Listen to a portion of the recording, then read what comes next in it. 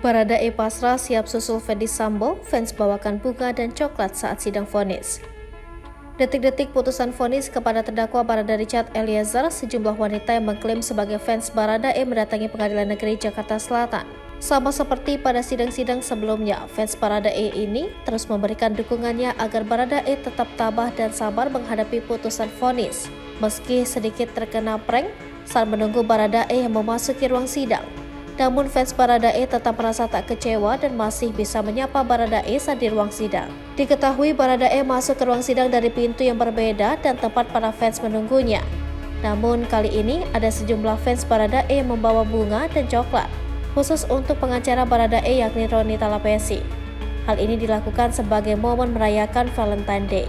Para fans Baradae mengucapkan terima kasih kepada Roni Talapesi yang telah mendampingi Baradae.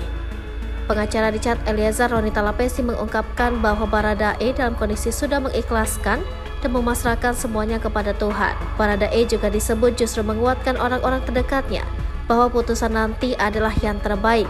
Roni Talapesi juga mengungkapkan bahwa Richard Eliezer dalam kondisi sehat. Untuk diketahui, Richard Eliezer sebelumnya dituntut 12 tahun penjara karena dinilai terbukti secara sah dan meyakinkan turut serta melakukan pembunuhan berencana.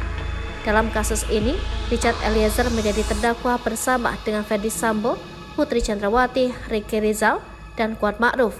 4 terdakwa lainnya telah menjalani sidang putusan setelah dinilai terbukti secara sah dan meyakinkan bersalah melakukan tindak pidana pembunuhan terhadap Brigadir J yang direncanakan terlebih dahulu.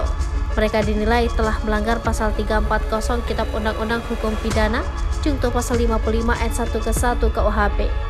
Ex-Kadif Propam Polri Ferdy Sambo divonis hukuman pidana mati, sedangkan Putri Chandrawati divonis 20 tahun penjara. Kemudian Kuat Ma'ruf divonis 15 tahun penjara dan Ricky Rizal divonis 13 tahun penjara.